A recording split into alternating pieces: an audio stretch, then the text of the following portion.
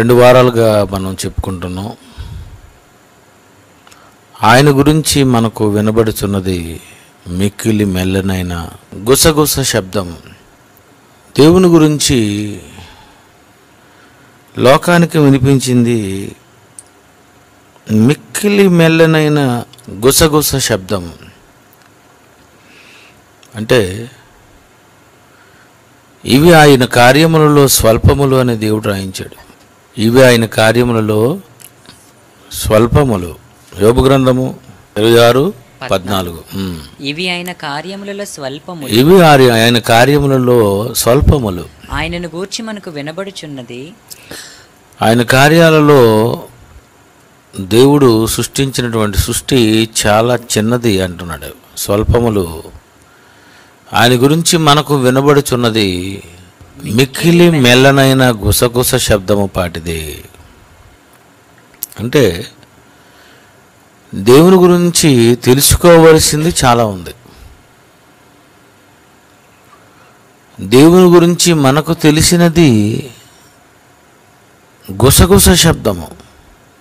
ఆయన గురించి మనకు వినబడుచున్నది. మరి ఆయన గురించి ఇంకా ఎంత ఉంది?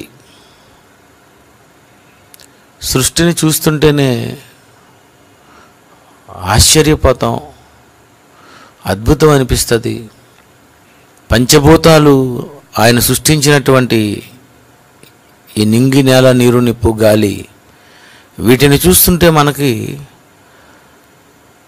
ఇది చాలా గొప్పది.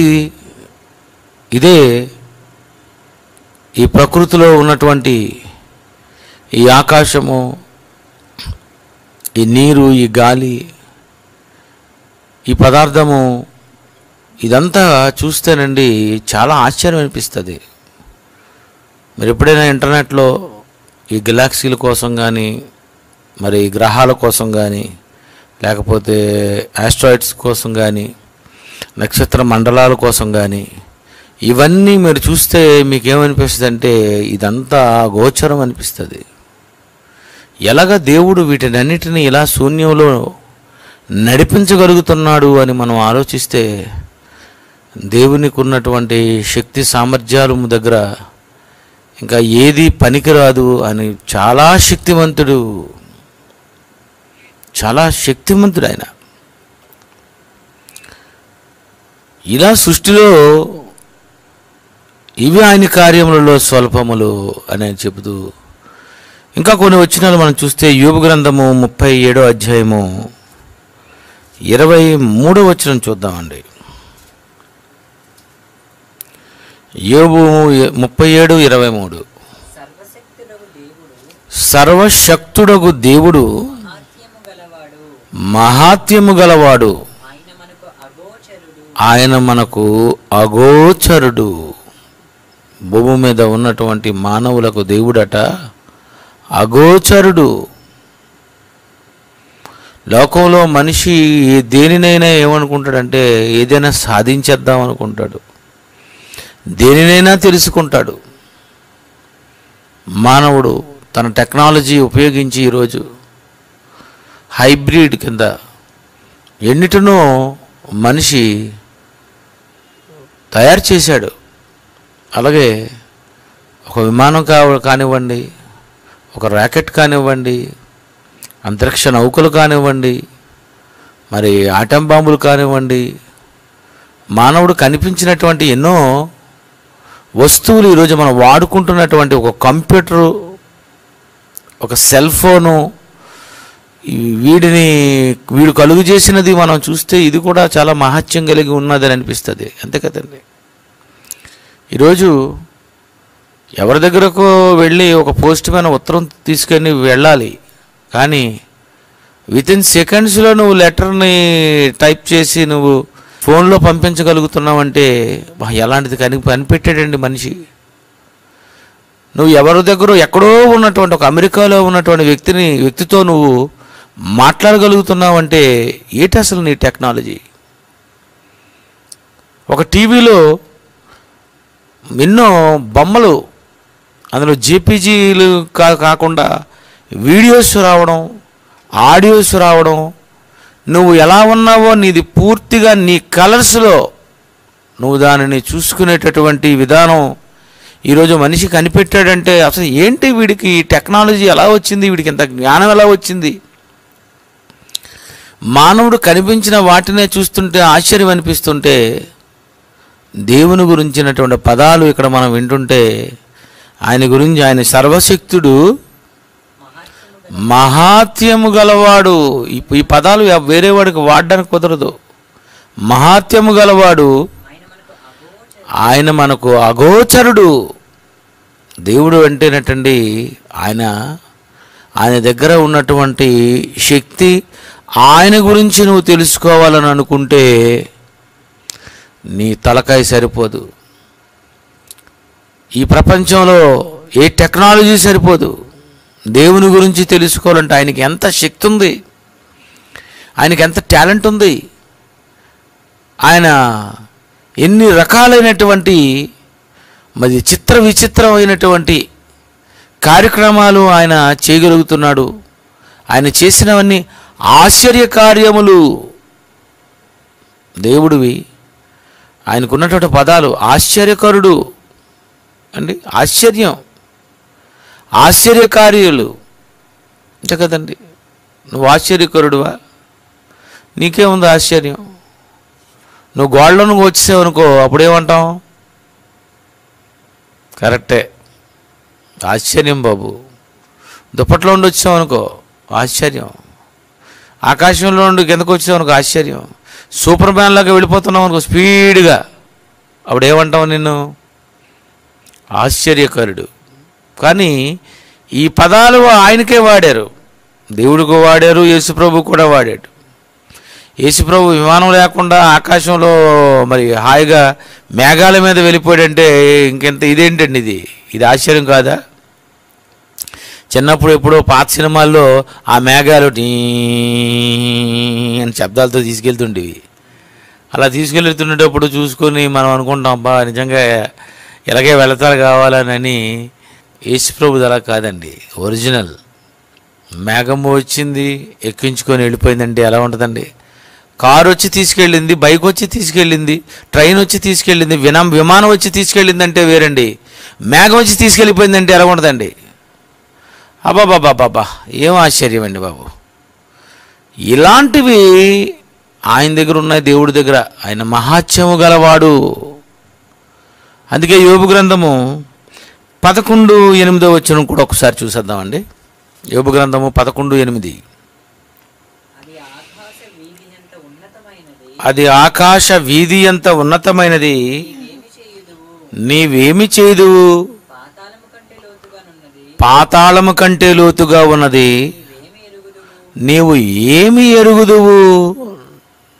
దేవుని గురించి తెలుసుకోవాలంటే పాతాళం కంటే లోతుగా ఉందట. అంటే అక్కడ మీకు అర్థమైపోవాలి, ఏది లోతు? పాతాళం. పాతాళం చాలా లోతటండి. సముద్రమే అనుకుంటాం మనం. ప్రపంచంలో బాగా లోతైన సముద్రము పసిఫిక్ మహాసముద్రం అంటారు. అసలు ఆ సముద్రము లోపలికి వెళ్ళడం అంటే ఆ నీటిలో నుండి ఇంకా వెళుతుంటే చీకటి, ఆ చీకటిలో ఆ చివరి అంచు వరకు నువ్వు మట్టి తగిలినంత వరకు వెళ్ళాలనుకుంటే ఏంటి అసలు ఆ లోతు? భూమి మీద ఉన్నటువంటి ఈ పసిఫిక్ మహాసముద్రమే ఇంత లోతైనదంటే దీనికి మించినటువంటి లోతు ఏమీ లేదు. నువ్వు తవ్వినా అది చాలా చిన్నదే, లోతు తక్కువే. బోరింగ్ తవ్వినా అది చాలా లోతు తక్కువే. కానీ పసిఫిక్ మహాసముద్రము చాలా లోతైనది. దీనికంటే లోతైనదట పాతాళము. నీవు ఏమి ఎరుగుదువు? దేవుని గూఢాంశములను నీవు తెలుసుకొనగలవా? సర్వశక్తుడకు దేవుని గూర్చి నీకు పరిపూర్ణ జ్ఞానము కలుగునా? అది ఆకాశ వీధి ఎంత ఉన్నతమైనది, నీవేమి చేయదువు? పాతాళము కంటే లోతుగా ఉన్నది, నువ్వు ఏమి ఎరుగుదువు? దేవుని గురించి నువ్వు తెలుసుకోవాలనుకుంటే పాతాళం కంటే లోతుగా ఉంది. ఆకాశ వీధి కంటే అద్భుతంగా ఉంది. అంటే దేవుని గురించి ఈరోజు ఏం వినిపించింది, నువ్వు ఏం తెలుసుకోగలిగావు, దేవుడు నీకు అర్థమయ్యాడా, దేవుని మీద నీకు పరిపూర్ణ జ్ఞానము నీకు తెలుసా? యోబు గారు బ్రహ్మాండంగా రాశారండి. పరిశుద్ధాత్మ దేవుడు ఎందుకు ఆయనకి చాలా మంచి సంగతులు ఆయన తెలియజేశాడు. కష్టాల్లో ఉన్నాడు కదండి, బాధల్లో ఉన్నాడు కదండి, పిల్లలు చనిపోయారు, ఆస్తి అంతా అతనికి ఉన్నటువంటిది అంతా చాలా నాశనం అయిపోయింది. ఇలాంటి పరిస్థితుల్లో ఆయనను ఓదార్చడానికి దేవుడు ఆయన గురించి ఆయన చెప్పుకుంటూ, ఆయన గురించి ఈయన వివరించుకుంటూ, అయ్య బాబోయ్ అసలు ఇదంతా ఎలా జరుగుతుందో నాకు ఆశ్చర్యం, అద్భుతంగా ఉంది. చనిపోయినటువంటి పిల్లలందరూ నాకు మళ్ళీ దేవుడు పిల్లల్ని ఇవ్వడం ఏంటి, వాళ్ళు ఈ దేశంలో అంత అందగత్తులుగా మళ్ళీ ఉండడం ఏంటి అంటే చూడండి, ముందు పిల్లలు చనిపోయారు, ఆ తర్వాత పుట్టినటువంటి పిల్లల్లో ఆ ముగ్గురికి 3 పేర్లు ఉంటాయి. వాళ్ళు ఆ ఊర్లో చాలా బ్యూటిఫుల్గా ఉంటారట. యోబు గ్రంథము 42 అధ్యాయము 14. పెద్దదానికి ఎమీమా అని, రెండో దానికి కెజియా అనియు. అంటే అర్థం ఏంటి? అబ్బా, దేశమందంతటా యోబు కుమార్తెలు లాంటి సౌందర్యవతులు కనిపించలేదట. చూడండి, పిల్లలేమో ముందు చనిపోయారు, పుట్టినటువంటి పిల్లలు అందగతులుగా పుట్టారు అంటే యోబుకి ఏమనిపిస్తుందండి? ఏంటి మీదంతా మహత్యంగా ఉంది, మీదంతా అద్భుతంగా ఉంది, ఏంటి అసలు మీ ఆలోచనలు ఏంటి? పిల్లలు పోయారు అనుకునేటటువంటి టైముల్లో నిజంగా అప్పుడున్న పిల్లలే బాగుండేవారు అని ఒకవేళ నేను అనుకుంటానేమో, కానీ అప్పుడున్న పిల్లల కంటే అసలు ఈ యోబు ఈ ఊజు దేశంలో ఉన్నటువంటి వీళ్ళందరికంటే ఇంత సౌందర్యవతులుగా మీరు ఇచ్చారు అంటే ఇది యోబు గారు ప్రాక్టికల్గా ఆయన అనుభవిస్తూ రాసిన విషయాలు, ఆయన గురించి చెబుతున్నటువంటి విషయాలు. ప్రియమైన దేవుని పిల్లారా, ఏం అర్థమవుతుంది అసలు దేవుని గురించి చెప్పండి? ఏం ఆలోచిస్తాం? ఆయన గురించి ఎంత తెలుసుకోవాలంటే మనకి అసలు లైఫ్ టైం సరిపోదు. ఆయన గురించి మనం తెలుసుకోవాలనుకున్నా ఆయన దగ్గర ఎంత ఉందో ఆయన బయట పెట్టాలి కదా. ఎంత ఉందని బయట పెట్టగలడు ఆయనకి? అసలే ఉన్నవాడు, అంతేనా? బంగారం ఎంత ఉంది అంటే అయితే చూసుకోండి అంటే కంటిన్యూగా బంగారం వస్తూనే ఉంటుంది, అంతే కదండి? భూమి మీద నీరు ఊరుతున్నట్టు, అప్పుడప్పుడు వర్షం పడుతున్నట్టు 40 దినాలు వర్షాన్ని కురిపించగలిగాడంటే ఏంటండి అసలు ఆయన టాలెంట్ ఏంటి? 1 year రావాలన్నా వస్తుంది, ఒక 3 సంవత్సరాలు కరువు రావాలన్నా వచ్చేస్తుంది.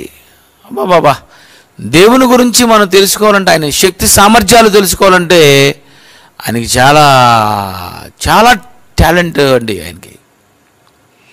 ఆయన గురించి ఆలోచిద్దాం అనుకున్న అందలేని పరిస్థితుల్లో ఉంది అంతా. యోబు గ్రంథము 37:24 వచ్చిన చూడండి ఒకసారి. యోబు గ్రంథము 37:24. అందువలన నరులు ఆయన యందు భయభక్తులు కలిగి ఉందురు, తాము జ్ఞానులమనుకొను వారిని ఆయన ఏమాత్రము లక్ష్య పెట్టడట. చూడండి, దేవుడు జ్ఞానులం అనుకునేటటువంటి వారినట ఏమాత్రం లక్ష్య పెట్టడట. ఏం జ్ఞానం ఉంది? ఎంత నువ్వు జ్ఞానం తెలుసుకున్నావు? నీకెంత తెలుసు? నీకెంత తెలుసని నువ్వు జ్ఞానం అనుకుంటున్నావు? అసలు ఇలాంటి వాళ్ళని నేను పట్టించుకోను అంటే, దేవుని గురించి నువ్వు తెలుసుకోవాలనుకుంటే నీ జ్ఞానం సరిపోదు. ఆయన జ్ఞానం వేరు, ఆయన శక్తి వేరు, ఆయన టాలెంట్ వేరు. పిల్లరా, ఆయన ఎంత శక్తి కలిగినటువంటి ఆయన ఎంత తెలివి కలిగినటువంటి ఆయన ఎంత జ్ఞానము కలిగినటువంటి ఆయనని మనం బైబిల్లో కొన్ని వచనాలు మనం చూస్తేనండి ఆశ్చర్యం అనిపిస్తుంది. యోబు గ్రంథము 38:14 వచనం చూద్దామండి. ముద్ర వలన మంటికి రూపము కలుగునట్లు ముద్ర వలన మంటికి రూపము కలుగునట్లు అది పుట్టగా అది పుట్టగా భూముఖము మార్పునందును భూముఖము మార్పునందును చిత్రమైన పనిగల వస్త్రము వలె విచిత్ర పనిగల వస్త్రము వలె సమస్తమును కనబడును. సమస్తమును కనబడును. చూడండి, ఒక వండర్ఫుల్ వర్డ్ రాశాడు ఆయన. ఆకాశము నుండి ఆయన ఈ భూమిని, సూర్యుని, చంద్రుణ్ణి, మొక్కల్ని, నీరుని, బురదని, రాళ్లను, పచ్చని మైదానములను ఇవన్నీ దేవుడు పరలోకం నుండి ఇలా చూసేసరికి ఆయన కనిపిస్తుందట. విచిత్ర పనిగల వస్త్రంలా కనిపిస్తుందట. నీకు భూమి ఎలా కనిపిస్తుంది? గుండ్రంగా కనిపిస్తుంది, అంతేనా? ఇంకేం కనిపిస్తుంది? నీలంగా కనిపిస్తుంది. అందుకే నువ్వేమంటావు? Blue planet. నా వెనకాతలను చూడండి, అది ఎలా కనిపిస్తుంది మీకు? గుండ్రంగా, ఏదో అక్కడక్కడ చిన్న పచ్చగా, వైట్గా. చూడండి, అవన్నీ చూడండి, అలా చూసారా? రైట్.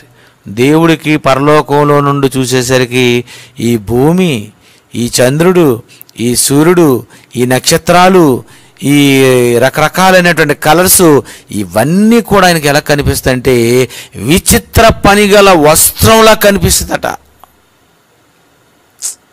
అంతే కదండి. అన్ని గ్రహాలతో ఒక బెడ్షీట్ వేసుకుంటే ఎలా ఉంటుందండి మనకి? ఏండి, 6x6లో మొత్తం అన్ని గ్రహాలతోని చక్కగా మధ్యలో భూమి అది సెట్ చేసుకొని చక్కగా అన్ని గ్రహాలు ఆకాశంతో ఇంకా దించలేదు కానీ బెడ్షీట్ ఉంటే మీకు నేను ఇవి వేసి చూపిద్దును. అలా వేసుకోగానే పరుపు మీద ఎలా ఉంటుందండి మనకి? ఏటి ఇది ఇంత అందంగా తయారు చేశారు ఏంటి అని అనిపిస్తుంది కదండి. దేవుడి కంట బెడ్షీట్లా కనిపిస్తుందట. ఎలా ఉంది? విచిత్ర పనిగల వస్త్రంలా కనిపిస్తుంది. ఏం డిజైనర్ అండి ఆయన! సృష్టిని కలిగించటంలో కూడా వస్త్రంలా కనిపించేటట్టుగా ఆయన చేశాడు. చూడండి, ఆయన చూడగానే ఒక మంచి కలర్స్తో ఉన్నటువంటి ఒక వస్త్రము, విచిత్రమైన వస్త్రము లాగా కనిపిస్తుందట ఆయనకి. మనం పరలోకానికి వెళ్తే మనకు కూడా కనిపిస్తుంది అలాగే. ఆయన చూడమంటే చూడనా ఒకసారి ఎలా కనిపిస్తుందంటే ఇదేంటి దుప్పట్లాగే ఉంది. అందుకే దుప్పటి ఈ చివరి నుండి ఆ చివరికి, ఆ చివరి నుండి ఈ చివరికి ఇలా మడత పెట్టేస్తాను. ఈచండి, ఆకాశం దుప్పట్లా కనిపిస్తుందా? ఈ విశ్వంలో ఉన్నటువంటి అన్నిటినీ కలిపితే ఆయనకి విచిత్రమైనటువంటి వస్త్రంలా కనిపిస్తుందట. అంటే ఈ సృష్టిని చేయటంలో ఆయన డిజైనింగ్ ఏంటి? గ్రాండ్ డిజైనర్ అనాలి ఆయన్ని. మనుషులు పెట్టుకుంటారు కానీ ఉత్తనే మనుషులు ఏవేవో పేర్లు పెట్టుకుంటారు. వీళ్ళు కాదండి పెట్టుకోవాల్సిన పేర్లు, దేవుడండి. ఆయన చూస్తే ఆయనకి ఎలా ఉంటుంది? క్లీన్ అండ్ గ్రీన్గా ఒక మంచి డిజైన్ ఉన్నట్టుగా ఆయనకు కనిపిస్తుందట. చేసిందే ఆయన. ఆ రంగులు అవన్నీ కలుస్తుండేటప్పుడు 38:38 చూడండి.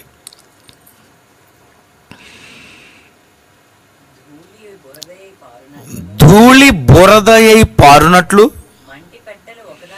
మంటి పెడ్డలు ఒకదానికొకటి అంటుకొనున్నట్లు, ఆకాశ కలశములలోని వర్షములను కుమ్మరించువాడు ఎవరు? ఆకాశంలో నుండి ఇవన్నీ కుమ్మరిస్తుంటేనటండి.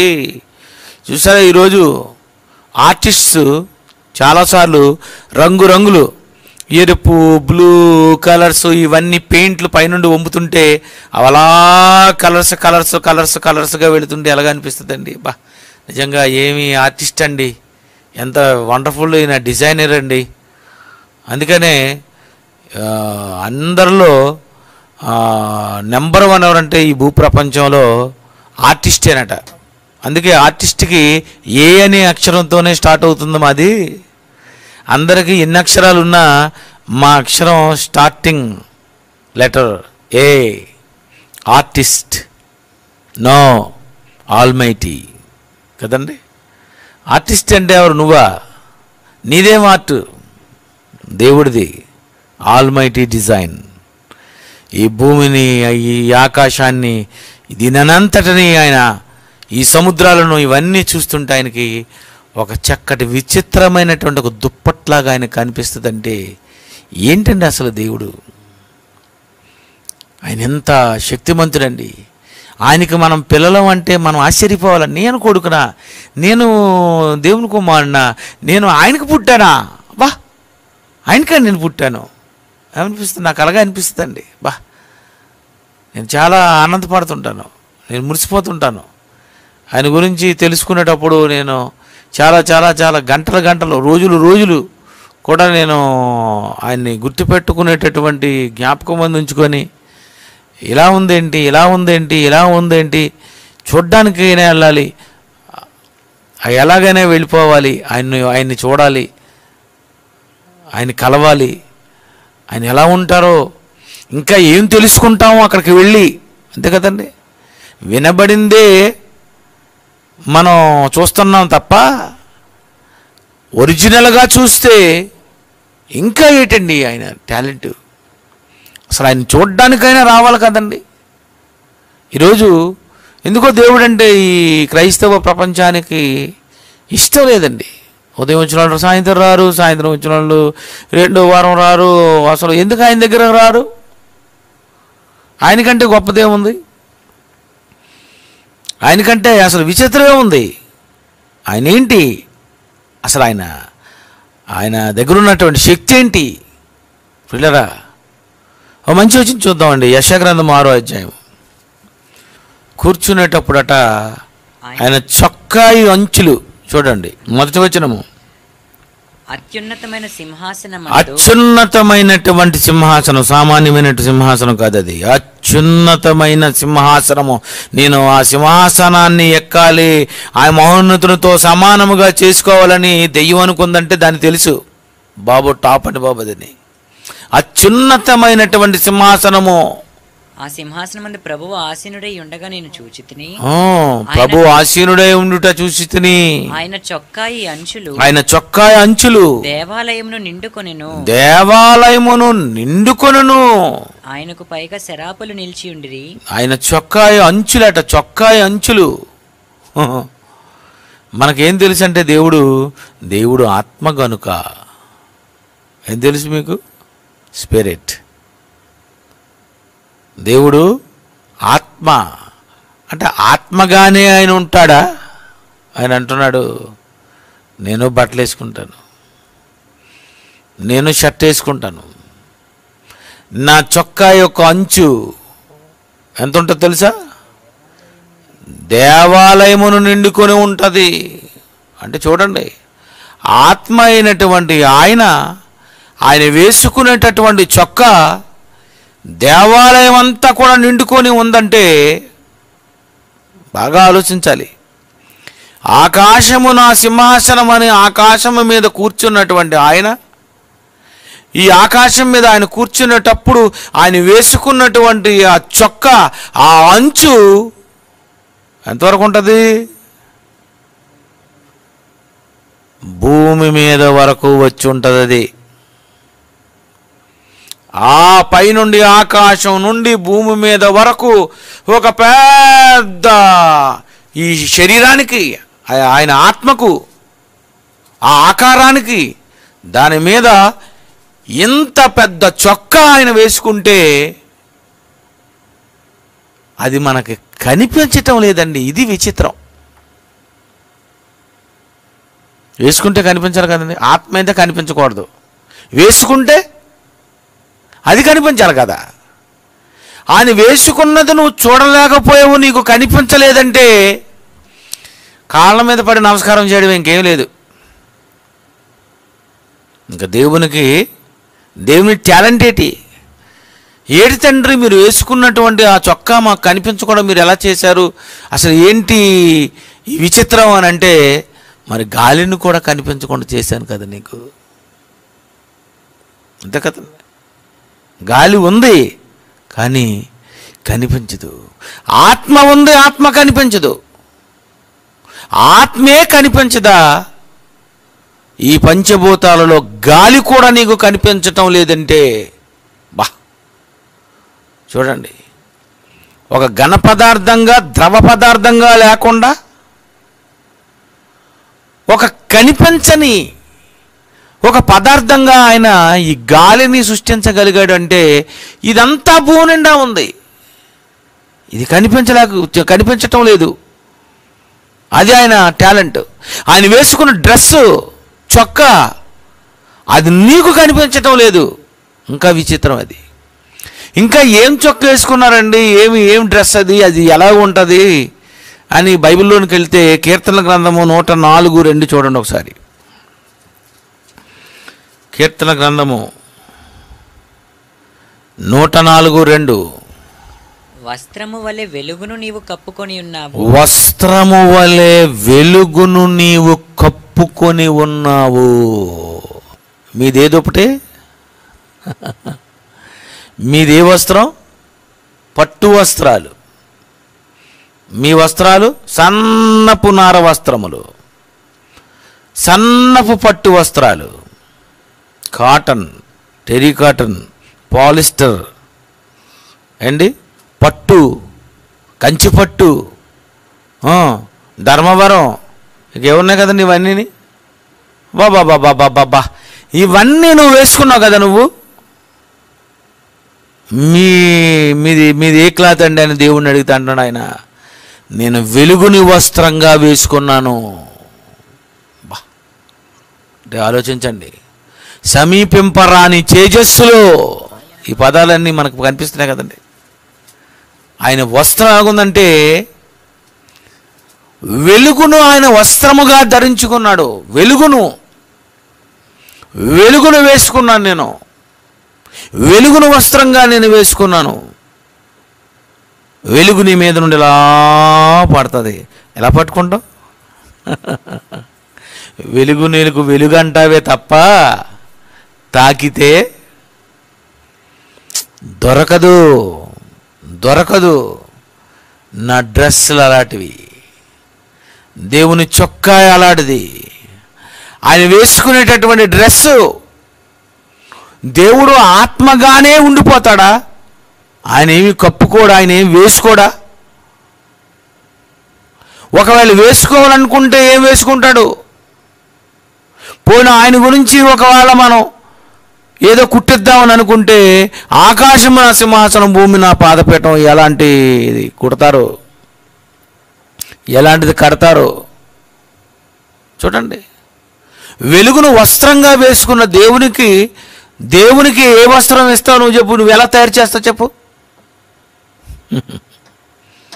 కంప్యూటర్ తయారు చేసిన సైంటిస్ట్కి కానీ, అంతరిక్ష నౌకలను తయారు చేసిన సైంటిస్ట్కి కానీ, ప్రపంచంలో ఎన్నిటినో కనుక్కున్న మేధావి లాంటి వాడు కూడా దేవునికి ఆయన వస్త్రాన్ని ఎవడు తయారు చేయలేడు, కుట్టలేడు, చేయలేడు.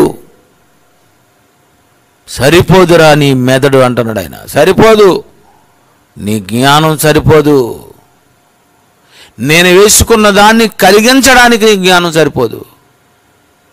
అయినా నేను వేసుకున్న దానికి తెలుసుకోవడానికి నువ్వు బుర్ర ఉపయోగించావంటే వెరీ గుడ్. కనీసం అయినా తెలుసుకున్నావు నువ్వు, కనీసం. మిక్కిలి స్వల్పములు. ఈరోజు అసలు మనిషి వేసుకున్న డ్రెస్ ఏంటండి?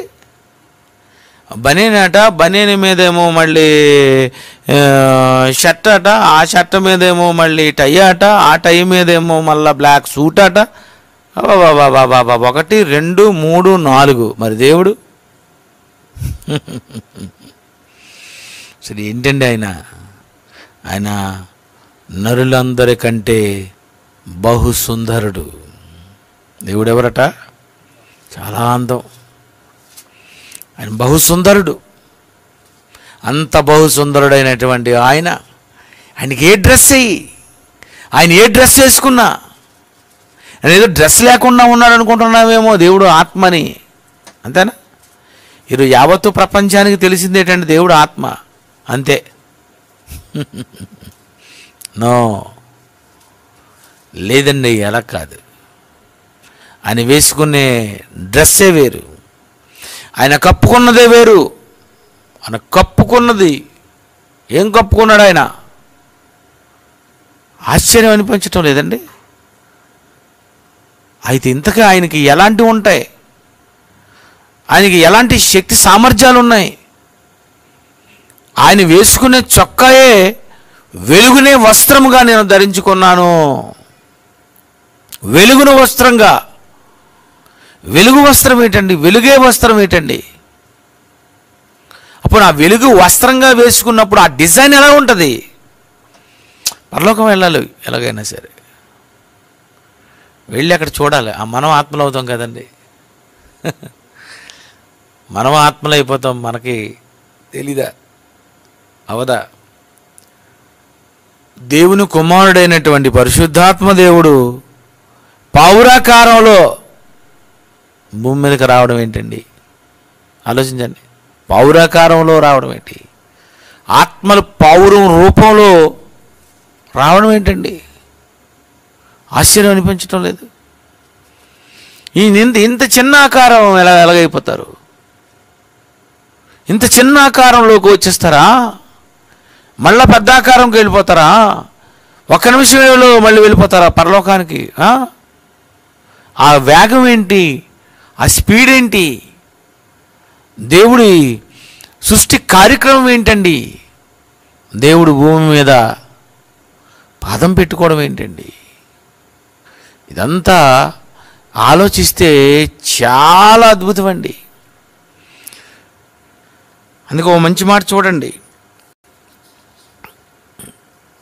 యోబు గ్రంథము 38:31 చూడండి ఒకసారి. కృత్తిక నక్షత్రములను నువ్వు బంధింపగలవా? యెహోషువ సూర్య చంద్రులను ఆపేశాడు, ఆగాయి, బంధించాడు అని ఒకవేళ మీరు అనుకుంటే, ఆయన అంటున్నాడు కృత్తిక నక్షత్రములను నువ్వు బంధింపగలవా? అబ్బా, అంటే అది వేగమే వేరది, దాని వేగమే వేరు. అది నువ్వు బంధించలేవు. నువ్వేదో గుర్రాలను, లేకపోతే విమానాలను, లేకపోతే ఒక రాకెట్ని కానీ, ప్రపంచంలో దేనినైనా ఒకవేళ నువ్వు బంధించాలనుకుంటావేమో. గాలిని కూడా ఇంట్లోకి రాకుండా తలుపులు పెట్టేసుకొని, కిటికీలు పెట్టి, గెడలు పెట్టి, సిమెంట్తో కట్టేసుకొని లోపల నువ్వు గాలిని రాకుండా చేయగలవేమో. కానీ దేవుడు అంటున్నాడు కృత్తిక నక్షత్రములను నీవు బంధింపగలవా? బంధింపగలవా? ఎలా ఎలా బంధింపగలవా? నేను బంధించగలను, నేను బంధించగలను. నువ్వు బంధింపలేవు. ఆ వేగాన్ని నువ్వు తట్టుకోలేవు. ఆ వేగాన్ని నువ్వు ఆపలేవు. నువ్వేదో బాంబు వేసేస్తే నక్షత్రాలు పేలిపోతాయి, గ్రహాలు పేలిపోతాయి, భూమి పేలిపోద్ది, చంద్రుడు పేలిపోద్ది, అంగారకుడు బదలైపోతాడు. సవట దద్దములు వీళ్ళందరూ. బైబిల్లో ఇలా ఉన్నప్పుడు నువ్వేం బంధింపగలవు? దేవుడు చేసిన వాటిని నువ్వెలా స్టాప్ చేయగలవు? నో, చేయలేవు. నీకు అంత టాలెంట్ లేదు. కృత్తిక నక్షత్రములను నీవు బంధింపగలవా? దాన్ని నడిపే వేగం ఏంటి? దాన్ని నడిపే వేగం ఏంటండి? దేవుడు టాలెంట్ అండి, ఆయన టాలెంట్ అది. నువ్వు బంధింపగలవా అంటే, నేను నడుపుతున్నా, నువ్వు ఆపుతావా? నేను నడుపుతున్నాను, నువ్వు ఆపుతావా?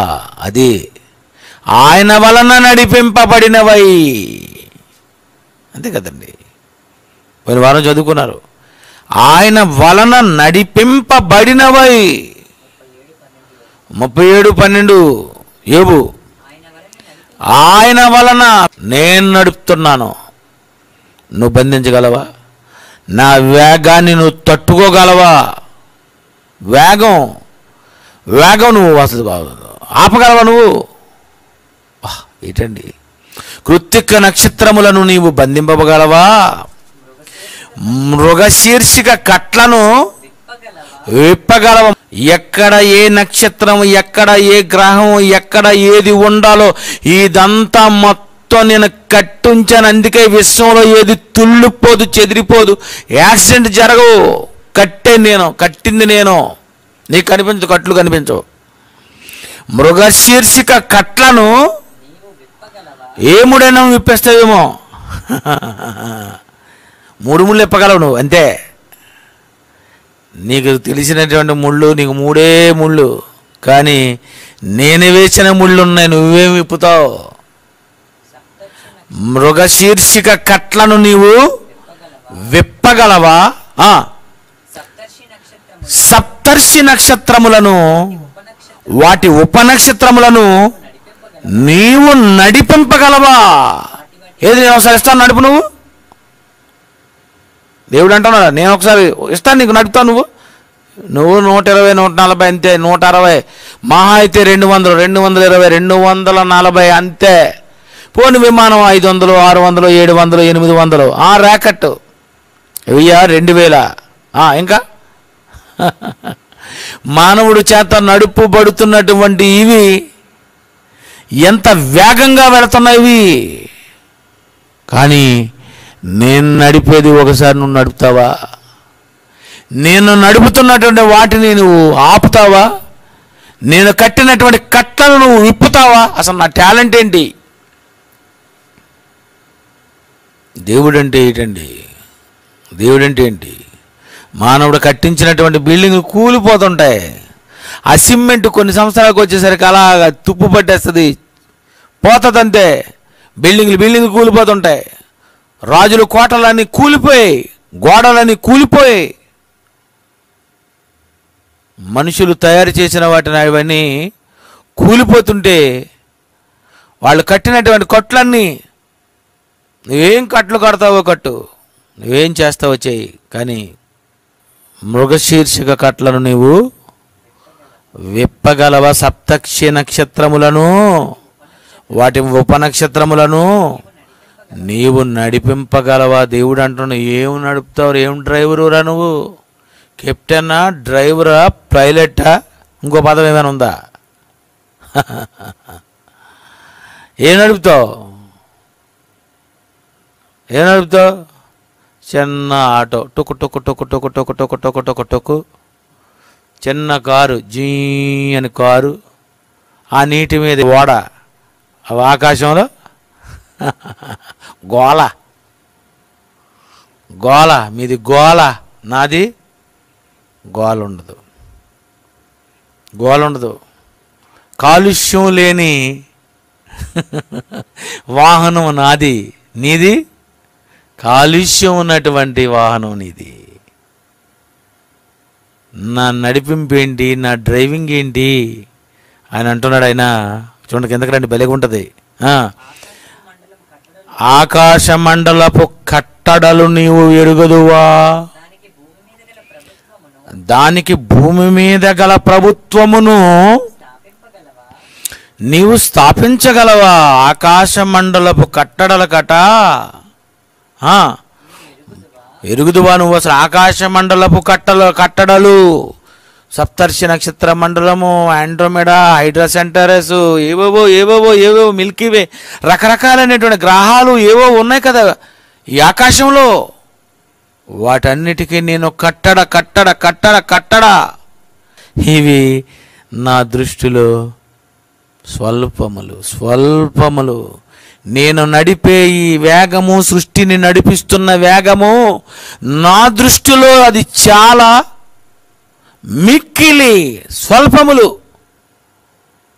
నా స్పీడ్ నువ్వు చూడలేదు. అంతరిక్షంలో నడుస్తున్నటువంటి ఆ వేగాలు చూస్తుంటే అవి బాబో అని నువ్వు అంటున్నావేమో, నాకు అది చిన్నది. నేను నడిపే వేగం, నేను ఎక్సలేటర్ ఇచ్చానంటే ఎంత స్పీడ్గా తిరుగుతుంటాయి ఇవి. నన్ను కాపీ చేసి పెట్టుకున్నావు. నా తర్వాత నువ్వు చేసింది, నీకంటే ముందు నేను చేసింది. నువ్వు నడిపిన వేగం ఎంత, నేను నడిపే వేగం ఎంత? బంధింపగలవా? ఏంటి ఆ వేగం? ఏంటి నేను వెళుతున్నటువంటి వేగం? ఏంటి నేను వెళుతున్న ఈ ఆకాశము అనే ఈ వాహనం ఎలాగండి ఆయన నడుపుతున్నాడు? ఎంత ఇదంతా ఏంటి అసలు? మీకు వినిపించినది చిన్నదని దేవుడు చెప్పాడు. సరిగా మీకు తెలీదు. ఏంటండి ఆయన ఎంత శక్తిమంతుడా? నిజమండి. నమ్మమంటే నువ్వు నమ్మడం లేదు. నువ్వెంత శక్తిమంతుడువో, మహాశక్తిమంతుడు నువ్వు. అందుకే నీకు బాగా కాల్చి నరకంలో నిన్ను కాల్చాలి నేను కదా. పిల్లరా, దేవుని గురించి ఏం తెలుసండి? మనకు వినబడింది తక్కువ. గూఢ రహస్యములను నీవు ఎరుగుదువా? ఇంకా ఆయనకి ఎంత టాలెంట్ ఉందో అదంతా ఓపెన్ చేస్తే ఎలా ఉంటుందండి? అదంతా మీరు పరలోకంలోనే చూస్తారండి. అక్కడ చూస్తారు మీరు ఆయన చూడ్డానికైనా వెళ్ళాలి. ఆయన శక్తిని మనం చూడ్డానికి. ఇది స్వల్పం రా, అక్కడికి రండిరా, చాలా బాగుంటుంది. కనుక ప్రియమైన దేవుని పిల్లరా, దేవుడు అంటే బాగా అర్థం చేసుకోండి. బాగా బైబిల్ చదవండి, కళ్ళు మూసుకోండి. ప్రేమగల మా తండ్రి, ఇవన్నీ చూస్తేనే మాకు చాలా గొప్పవి అనుకుంటున్నాం. కానీ మీరు రాసినవన్నీ చదువుతుంటే ఈ గొప్పవే మాకు, ఇవి చిన్నవా అయితే ఇంకా మీ దగ్గర ఎంత శక్తి ఉంది, మీ దగ్గర ఎంత వేగం ఉంది,